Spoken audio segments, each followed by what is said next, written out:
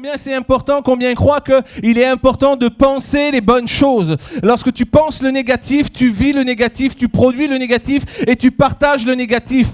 Mais il y a quelque chose de bon que l'apôtre Paul a adressé aux Philippiens en disant « Voici ce qui doit être l'objet de vos pensées ». C'était le volet 1 de notre série. Et la semaine passée, on a regardé encore l'importance de se séparer des pensées toxiques, des pensées qui polluent notre esprit. On a parlé ensemble de ce manque de confiance en soi, de cette pensée qu'on peut avoir, je suis pas digne, je suis pas capable, je suis pas à la hauteur. Et de David qui dans son psaume écrira une révélation de Dieu. Je te loue de ce que je suis une créature si merveilleuse, de ce que avant même que je sois créé, tu avais posé tes yeux sur moi. Tu savais qui je serais, tu savais ce que je ferais et tu savais combien je partagerais, je ferais les choses pour toi. Et ce matin, on continue, on avance dans ce passage de se libérer des pensées toxiques. Pourquoi? Parce qu'il n'est pas de pensée toxique simplement le fait d'avoir une mauvaise estime de soi, mais il y a tellement de pensées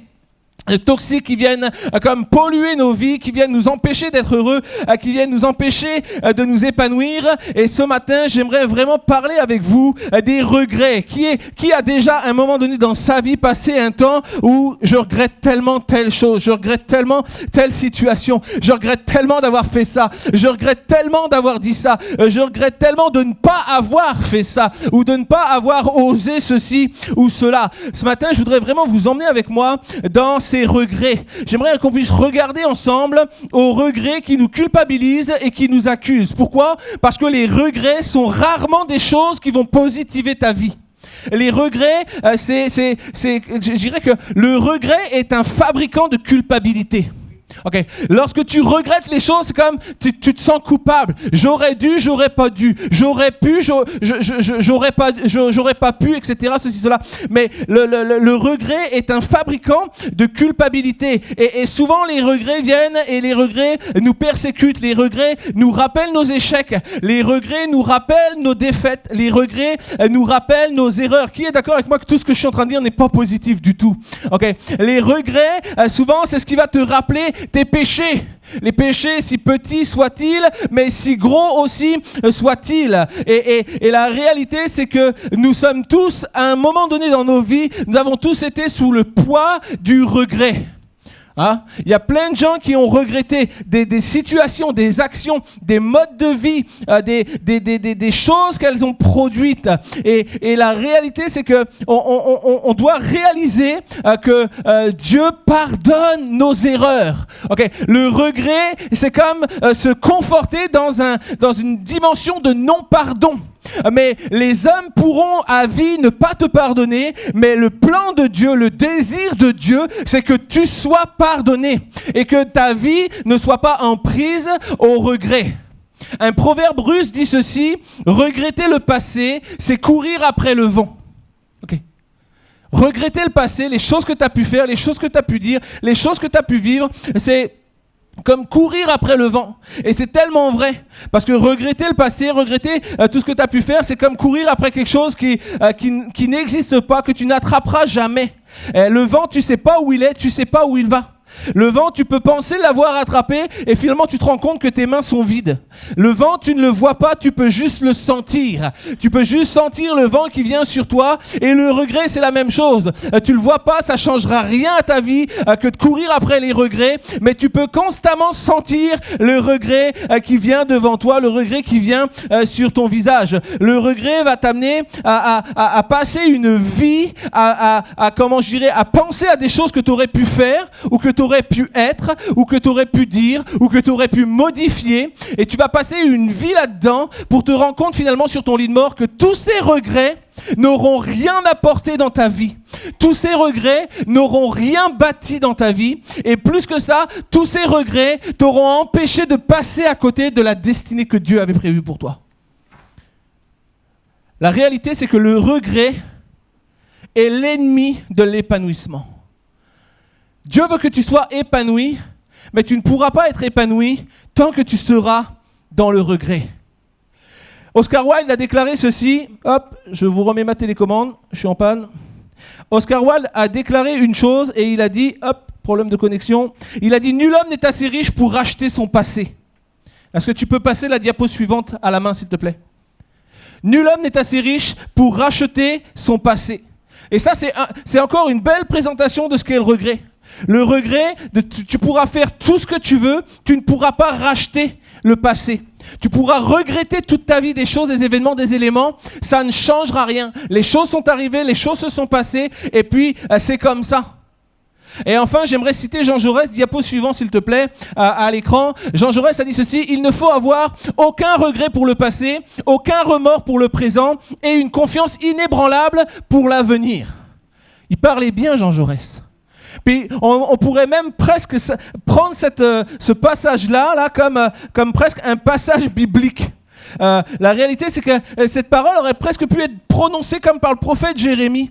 Puis j'imagine bien Jérémie donner cette parole en disant « Frères, je veux que vous sachiez que le regret de vos actions ne produira rien de positif dans vos vies. C'est pourquoi je vous demande de vous en éloigner, de même que les remords de votre quotidien, parce qu'ils ne vous élèveront pas plus. C'est pourquoi je vous exhorte à ne pas vous arrêter sur cela, mais à avoir ni remords ni regrets.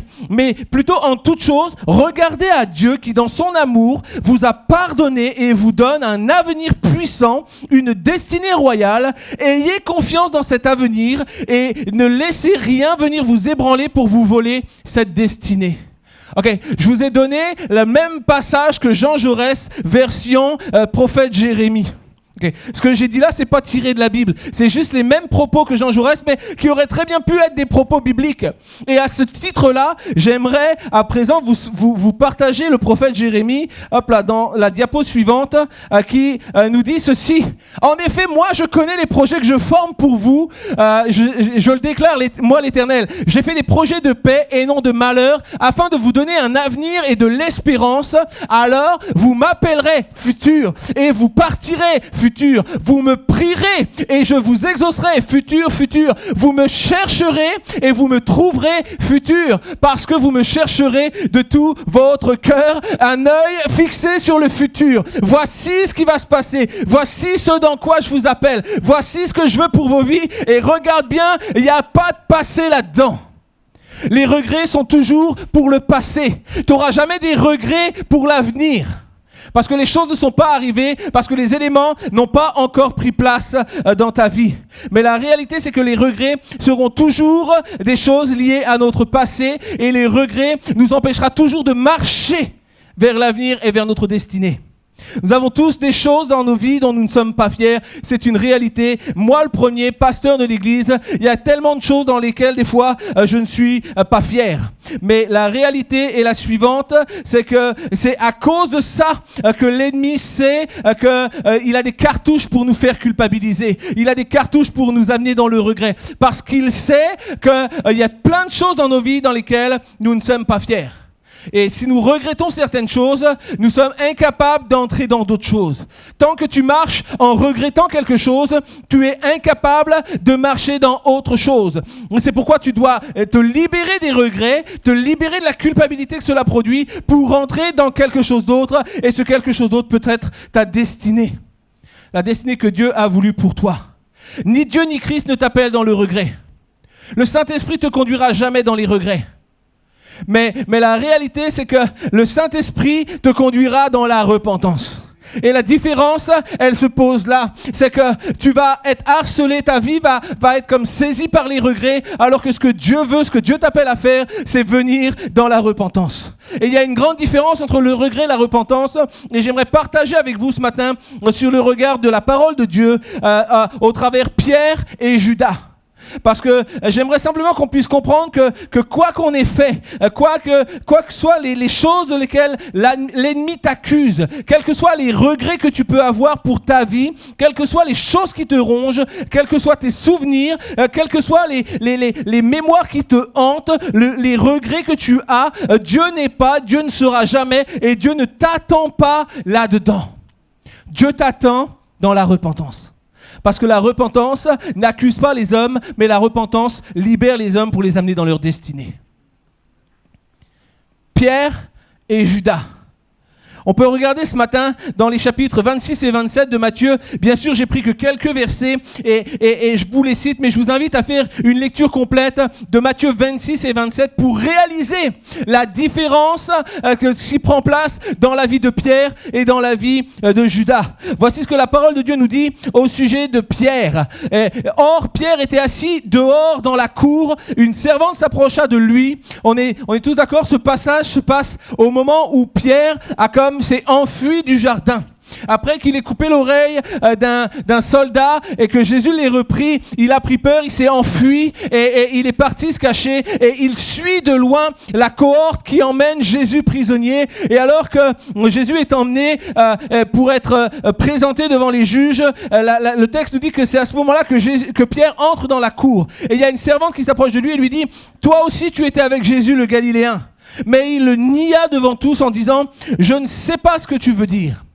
Et comme il se dirigeait vers la porte, une autre servante le vit et dit à ceux qui se trouvaient là, « Cet homme aussi était avec Jésus de Nazareth. » Il le nia de nouveau avec serment, « Je ne connais pas cet homme. » Peu après, ceux qui étaient là s'approchèrent et dirent à Pierre, « Certainement toi aussi, tu fais partie de ces gens-là, car ton langage te fait reconnaître. » Une parenthèse sur le fait que si tu es en Christ, tu ressembles à Christ, tu parles comme Christ, tu vis comme Christ, tu agis comme Christ, et beaucoup ne sont pas capables d'être reconnus comme Christ parce que leur langage, parce que leurs actions ne laissent pas reconnaître Christ. Fermez la parenthèse. Bien sûr, tu es comme eux parce que ton langage te fait reconnaître. Alors il se mit à jurer en lançant des malédictions. « Je ne connais pas cet homme !» Aussitôt le coq chanta. Pierre se souvint alors que ce que Jésus lui avait dit. « Avant que le coq ne chante, tu me renieras 3 fois. » Et il pleura amèrement. Voici ce que le texte nous dit par rapport à Judas. Alors l'un des 12, appelé Judas Iscario, alla vers les principaux sacrificateurs. Et le texte nous dit qu'après de nombreux échanges, nombreuses négociations, ils se sont mis d'accord et ils décidèrent de livrer Jésus pour 30 écus. Et la suite nous dit, comme Jésus parlait encore, voici Judas, l'un des 12, arriva, et avec lui une foule nombreuse, armée d'épées et de bâtons. Ils étaient envoyés par les principaux sacrificateurs et par les anciens du peuple. Aussitôt, il s'approcha de Jésus en disant « Salut maître !» et il l'embrassa. Alors Judas qui l'avait livré, la suite nous dit que Judas qui l'avait livré, voyant qu'il était condamné, se repentit et il rapporta les 30 pièces d'argent aux principaux sacrificateurs et aux anciens.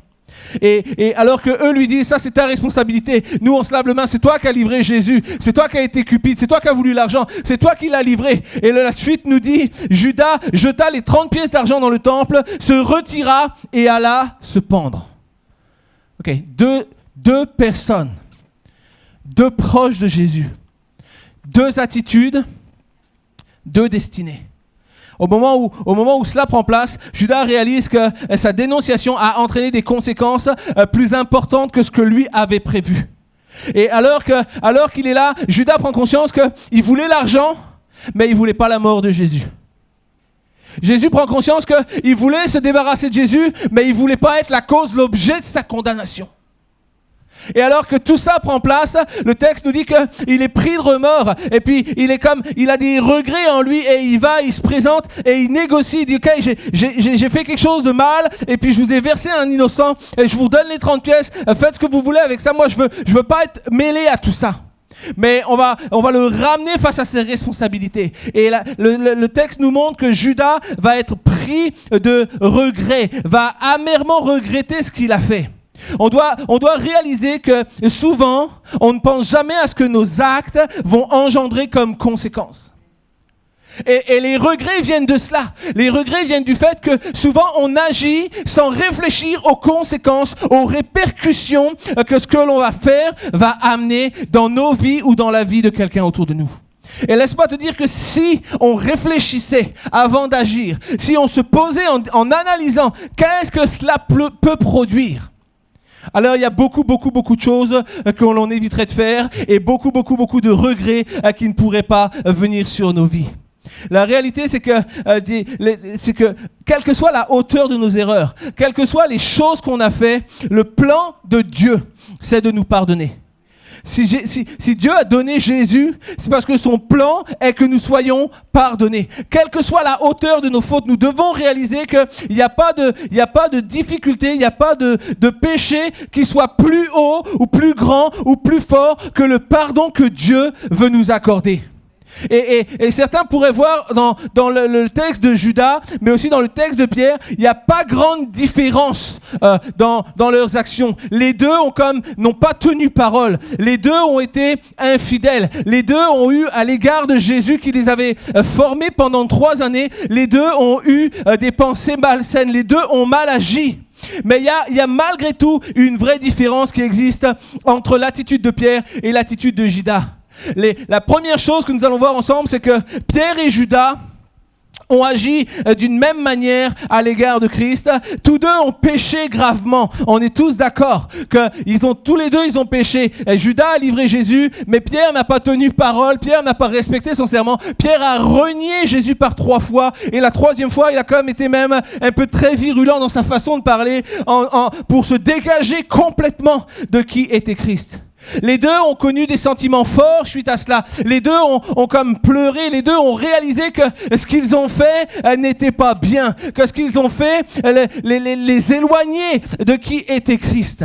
Mais j'aimerais te dire ceci, la différence réside dans le fait que Judas a regretté et a été pris par les regrets, alors que Pierre voulait simplement se repentir. Pierre avait ce désir de si seulement je pouvais avoir de nouveau revenir en arrière et changer les choses simplement pour ne pas pécher à nouveau. Et tout est dans la réalité et réside dans le fait que tu peux vivre avec des regrets. Ou tu peux vivre avec un désir de repentance. Tu peux passer ta vie à regretter ce que tu as fait et chaque jour tu te lèves et tu te dis je pourrais pas changer les choses et je suis coupable et à cause de moi voici ce qui a pris place. Mais tu peux te lever le matin de l'autre côté en disant je suis coupable mais je ne veux plus être coupable et je veux trouver la solution et la solution s'appelle Jésus et Jésus a donné sa vie afin que tu sois pardonné. Il n'y a pas de place pour le regret dans ta vie. Le plan de Dieu ne réside pas dans le regret. Le regret ne sera jamais la repentance et le regret ne conduira jamais à la vie éternelle.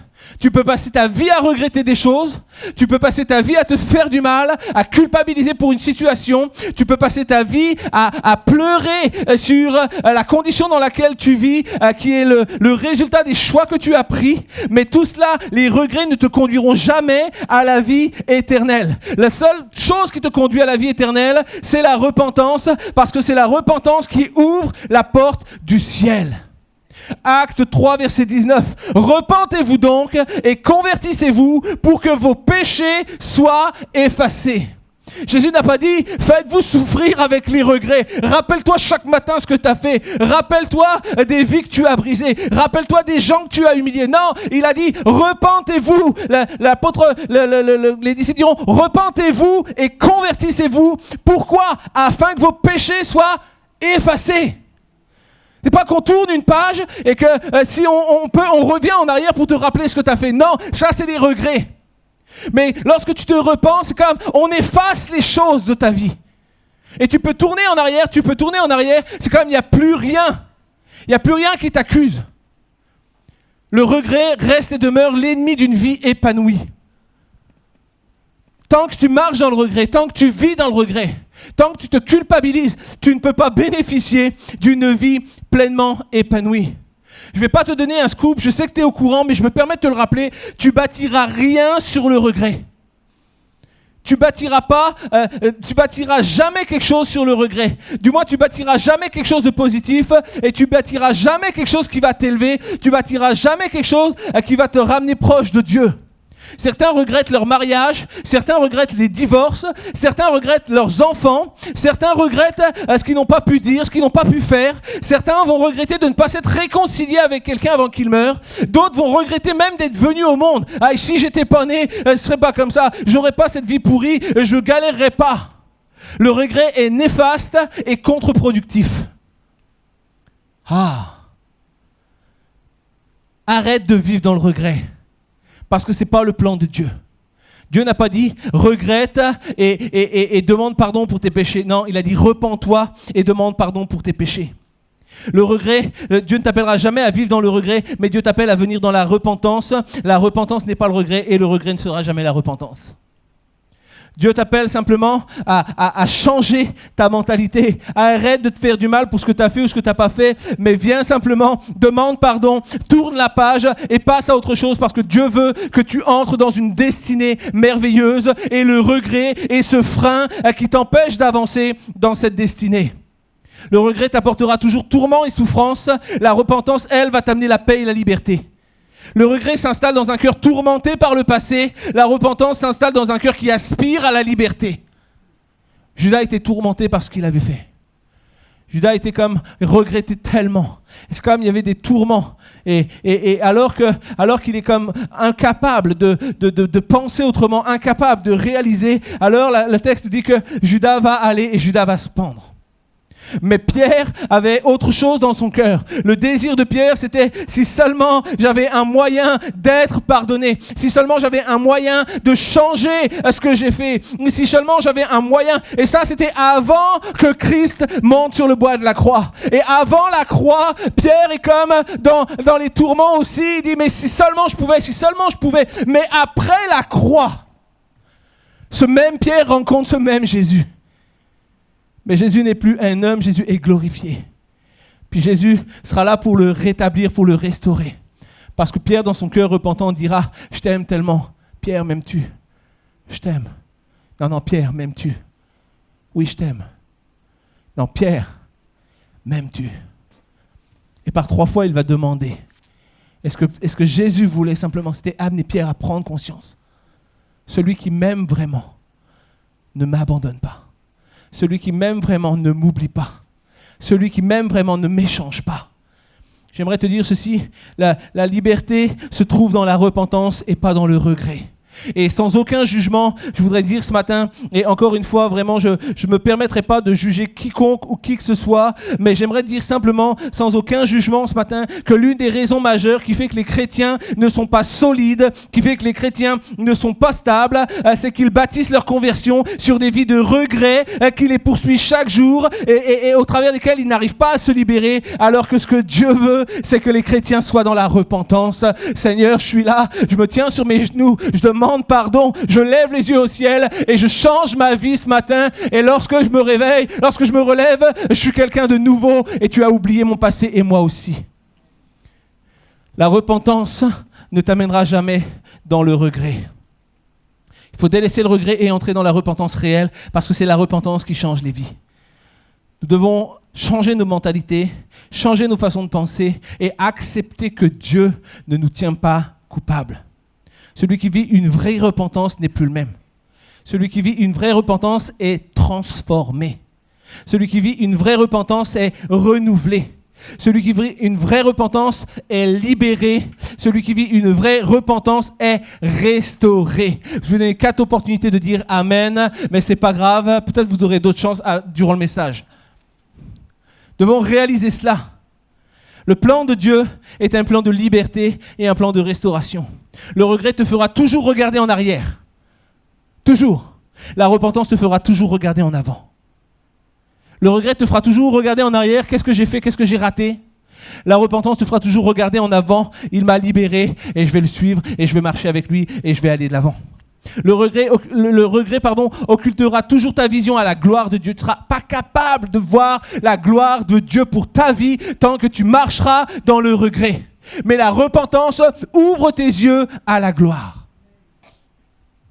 J'aimerais te dire ceci, pour résumer ce passage, le regret provient de la désapprobation des hommes. J'ai des regrets lorsque je sais que les hommes ne m'approuvent pas. J'ai des regrets lorsque je sais que les hommes ne m'acceptent pas. J'ai des regrets lorsque je sais que les hommes pensent des choses de moi qui ne sont pas glorieuses.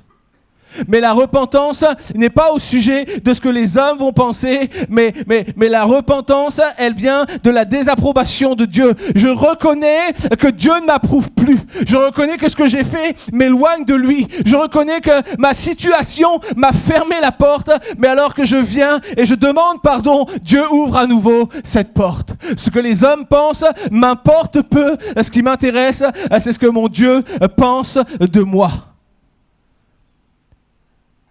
Le regret te fera toujours baisser le visage sur toi et sur tes échecs. La repentance te fera toujours lever les yeux vers Dieu et vers sa grâce. Le regret te mènera toujours sur toi, tes échecs et tes erreurs. Mais la repentance t'amènera toujours à lever les yeux vers Dieu et vers sa gloire. Le regret, te placera toujours toi au centre.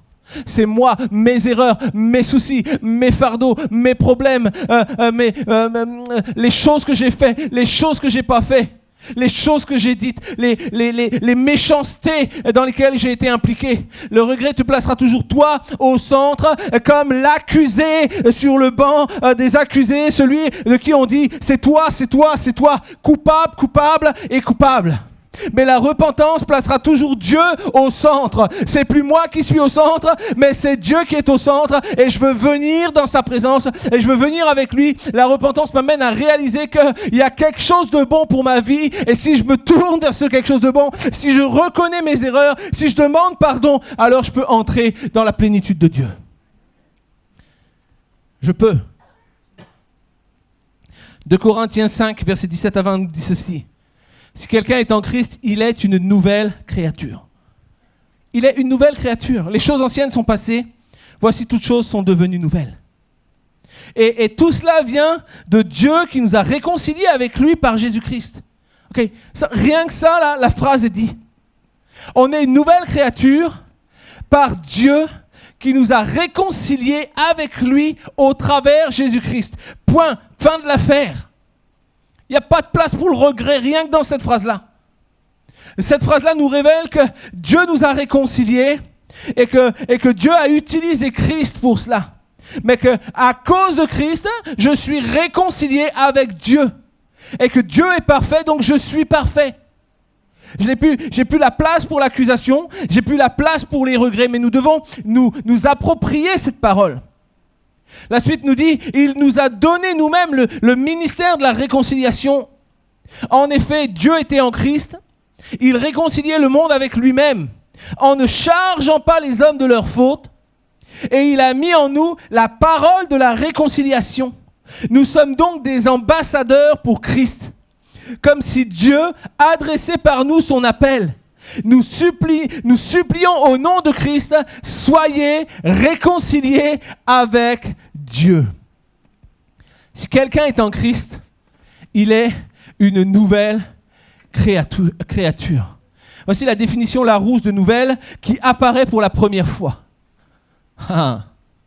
Ok. Si tu apparais pour la première fois, tu n'as pas d'histoire. Tu n'as pas de passé. Les gens ne te connaissent pas. Les gens ne t'ont jamais vu. Tu apparais pour la première fois. Et lorsque tu es en Christ, tu es une nouvelle créature. C'est comme tu reviens, tu apparais pour la première fois.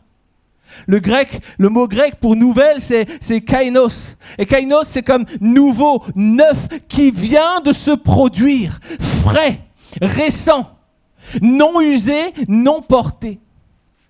T'es tout neuf, tout frais. C'est comme l'Esprit de Dieu vient de te déballer, te sortir de l'emballage pour t'amener. Et laisse-moi te dire ceci, si tu es en Christ, si tu es une nouvelle créature, tu n'as pas d'histoire, tu n'as pas de passé. Les gens ne peuvent pas t'accuser, les gens peuvent t'accuser quelqu'un qui te ressemble, qui a vécu avant toi, qui a fait beaucoup d'erreurs, beaucoup de péchés, mais toi, tu peux déclarer aujourd'hui, c'est le jour où je suis nouveau. C'est pas possible que tu m'aies vu avant parce que je suis Seb Bunel, fils de Dieu et non pas fils des hommes, et Jésus m'a pardonné et grâce à ça, aujourd'hui, j'ai une nouvelle destinée. Non, tu ne m'attacheras pas au regret. Le passé n'a pas d'effet sur moi. Amen, amen, amen. Soyez bénis pour tous vos cris de joie, vos clameurs, de réaliser que Jésus a changé quelque chose pour toi. Mais en tout cas, il l'a fait pour moi. Amen, amen, amen. Je t'ai donné une deuxième opportunité et tu ne l'as pas saisie. C'est tellement dommage. L'église de Normandie. Mon Dieu. Il faut du soleil, hein. Une nouvelle créature. Dieu nous a réconciliés avec lui par Jésus-Christ. Il y a quelque chose qui a pris place. J'étais ennemi de Dieu parce que j'étais né du péché. Mais aujourd'hui, je suis une nouvelle créature, quelqu'un de nouveau, quelqu'un qui est réconcilié avec Dieu.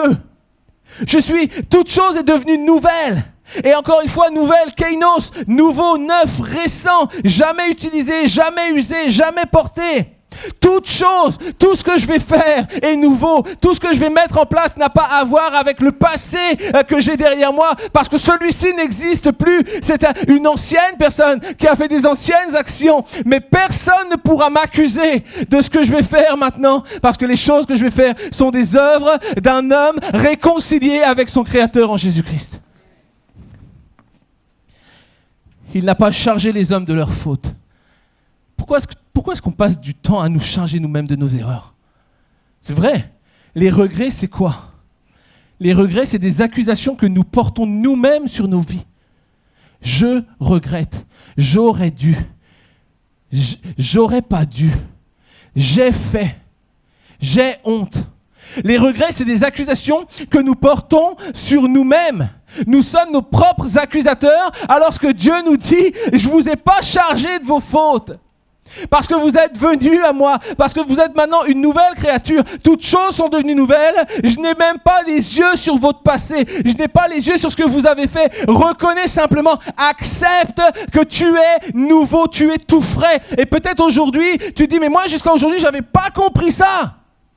Alors aujourd'hui, c'est le jour où tu es nouveau. Fais comme ça, sors de ton emballage, laisse ta vie passer derrière toi et commence à déclarer: aujourd'hui, c'est le jour où ma vie va changer. Aujourd'hui, c'est le jour où mes actions vont changer. Aujourd'hui, c'est le jour où je reconnais que Dieu ne m'a pas chargé de mes fautes passées. Amen, amen, amen, amen. Si Dieu ne te charge pas, tu n'as pas le droit de te charger toi-même. Et le regret, c'est simplement une vie passée à se charger nous-mêmes du poids de la culpabilité de choses qui n'existent même pas aux yeux de Dieu. C'est que l'ennemi passe son temps à nous charger de choses qui n'existent même pas aux yeux de Dieu. Dieu ne voit pas ton passé. Lorsque tu viens à lui, toutes choses sont devenues nouvelles. Nous sommes des ambassadeurs pour Christ. Nous sommes des ambassadeurs. Et moi, cette semaine, j'ai eu l'occasion d'aller, pour la première fois de ma vie, j'étais invité dans une ambassade. Et tu rentres pas comme ça dans une ambassade, il faut que tu montres une pièce d'identité, il faut qu'ils s'assurent que c'est bien toi. Et lorsque tu es rentré, c'est vachement bien gardé les ambassades, c'est vachement bien surveillé. Et puis tu fais pas n'importe quoi dans une ambassade, parce que l'ambassade, c'est le lieu où vit le représentant d'un autre pays. Et lui, il est là et il veut des bons rapports dans le pays dans lequel il est. Et tu peux pas faire n'importe quoi, tu peux pas jouer à n'importe quoi dans les ambassades, parce que les ambassadeurs, ils sont les représentants d'un pays duquel ils ne sont pas dans un pays qui leur est au démarrage étranger, et qui petit à petit ils apprennent à connaître. Mais j'aimerais te dire ceci: lorsque tu es ambassadeur, lorsque Dieu dit je t'ai pas chargé tes fautes, mais je t'ai déclaré comme ambassadeur, je t'ai pris, j'ai fait de toi quelqu'un de nouveau et je t'ai placé dans ce monde pour être un représentant du royaume céleste, le royaume où j'appelle ma création. Et soit de ceux qui va leur témoigner les choses, soit de ceux qui vont leur proclamer: tu dois être réconcilié avec Dieu. Tu es dans ce monde, mais tu n'es plus de ce monde. Et ton message est formel: Jésus a fait quelque chose pour toi. Jésus l'a fait pour moi, Jésus veut le faire pour toi. Sois un ambassadeur, sois un représentant du royaume des cieux sur cette terre. Prêche cette phrase: soyez réconciliés avec Dieu. C'est l'appel de Paul aux Corinthiens. Soyez réconciliés avec Dieu. C'est l'appel de Dieu pour l'église Vivre Libre ce matin. C'est l'appel de Dieu pour quiconque verra la vidéo sur Internet. C'est l'appel de Dieu pour quiconque entendra cette vidéo sur un fichier audio. Mais j'aimerais te dire ce matin: sois réconcilié avec Dieu. C'est le plan. Et la réconciliation avec Dieu annule les regrets. Parce que lorsque tu acceptes d'être réconcilié avec Dieu, tu entres dans une nouvelle façon de penser. Tu vois les choses différemment, tu penses les choses différemment. Tu reçois une nouvelle révélation. Et lorsque tu reçois cette nouvelle révélation, cette révélation te dit: le passé n'existe plus. Toute chose est devenue nouvelle. Nous sommes toujours d'accord pour venir à Dieu, nous sommes toujours d'accord pour accepter quelqu'un qui va sauver nos vies, mais la réalité c'est que parfois nous prenons des valises dont nous n'avons pas besoin. Et le regret, la culpabilité sont des valises dont tu dois te décharger maintenant. Parce que lorsque Dieu dit, tu es une nouvelle créature, tu n'as pas de valise, tu n'as pas de bagage, tu n'as pas d'histoire. Et ce à quoi moi je t'appelle, c'est d'être un produit de la réconciliation de l'homme avec Dieu au travers de Jésus-Christ, d'être un témoin, un ambassadeur qui va proclamer ça. Pendant que j'appelle les musiciens, je voudrais vraiment conclure ce matin ce message en vous apportant une pensée. Je veux conclure en te disant que ce matin, Dieu veut libérer les gens des regrets.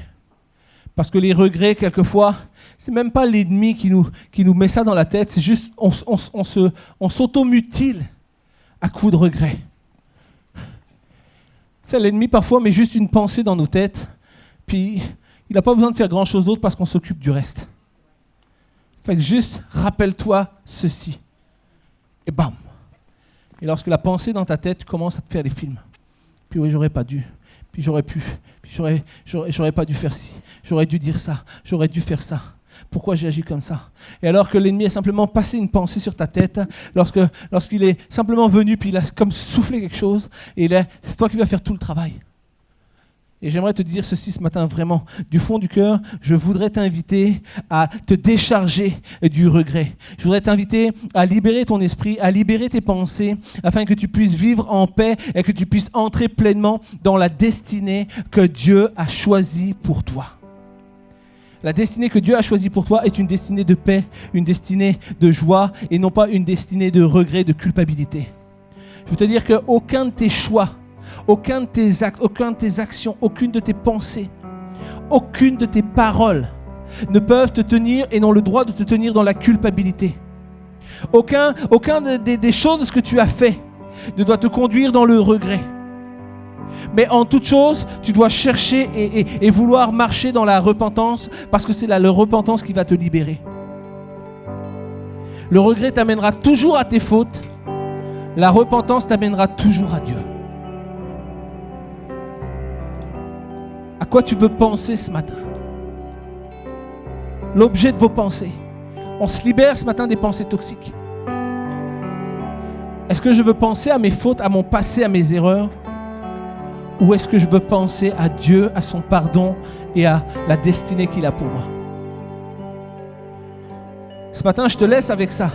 Le regret, quel qu'il soit, t'amènera toujours à revenir à tes fautes, t'amènera toujours à revenir à tes erreurs. Mais la repentance t'amènera toujours à Dieu. Le regret a conduit Judas à la mort. La repentance a conduit Pierre à être Pierre, celui sur lequel l'Église a été fondée. Dieu t'aimera toujours en dépit de tes fautes. Dieu t'aimera toujours, quelle que soit ton histoire, quelles que soient tes erreurs. Dieu aimera toujours celui qui viendra avec un cœur repentant et non avec un cœur rempli de regrets. Laisse-moi te donner quelques noms, simplement, de coupables que Dieu a restaurés. Noé a été ivre. Abraham a menti. Jacob a usurpé. Moïse, avec sa proximité avec Dieu, mais Moïse a désobéi. Aaron a été celui qui a été idolâtre, celui qui a accepté de faire ce veau d'or. Rahab se prostituer. Jonas a fui à l'appel de Dieu. Jonas a fui. David a commis l'adultère. Thomas n'a pas cru à la résurrection du Christ. Pierre a trahi. Paul était un meurtrier. Tous ces noms que je t'ai donnés sont des personnages de la parole de Dieu, des personnages de la Bible que Dieu a restaurés. Dieu a utilisé chacun de ces personnages malgré leurs erreurs, malgré leurs histoires, malgré leurs fautes, parce qu'il les aimait. Et ce matin, je veux te dire que Dieu t'aime de la même manière et tu peux te trouver dans n'importe quel cas ce matin. Dans n'importe quelle situation, tu peux avoir l'impression d'avoir commis des erreurs trop grandes, irréparables, des fautes impardonnables. Tu peux penser avoir trop péché. Tu peux regretter ton parcours. Tu peux regretter tes actions parce que tes regrets peuvent t'amener dans une pensée de toi où tu te dis « je suis trop sale ». Je suis pas digne. Je suis pas assez bon, je suis pas assez gentil, je suis pas assez spirituel. Laisse-moi te dire ce matin que chacune de ces affirmations est fausse et elle est opposée au plan divin, parce que le plan divin, c'est un plan de rédemption, c'est un plan de restitution, c'est un plan de réconciliation. Alors prépare-toi ce matin si tu veux entrer avec Dieu dans une nouvelle relation, une nouvelle façon de penser, une nouvelle mentalité. Si tu veux être libéré de tes regrets, libéré de tes fautes, libéré de la culpabilité, viens ce matin. Lève-toi avec moi et commence simplement à dire: Seigneur, je suis là devant toi. J'en ai marre des regrets qui m'accusent. J'en ai marre des regrets qui me ramènent toujours à mes fautes. Seigneur, ce matin, je veux entrer dans la repentance qui libère, qui va changer ma vie, qui va libérer mon cœur et mes pensées. Je ne veux plus regarder à mon passé, mais je veux regarder à mon avenir. Je ne veux plus regarder à mon passé, mais je veux regarder à ma destinée. Et alors que je suis là ce matin, je veux chanter. Je suis enfant de Dieu. Tu m'as choisi. En toi, je sais qui je suis ce matin. En toi, je réalise que je suis une nouvelle créature. Fils de Dieu, choisi par Dieu pour une destinée en Dieu. Pas pour une vie de culpabilité et de regret. Change ma façon de penser ce matin. Détruis les regrets. Et laisse-moi entrer dans ma destinée ce matin.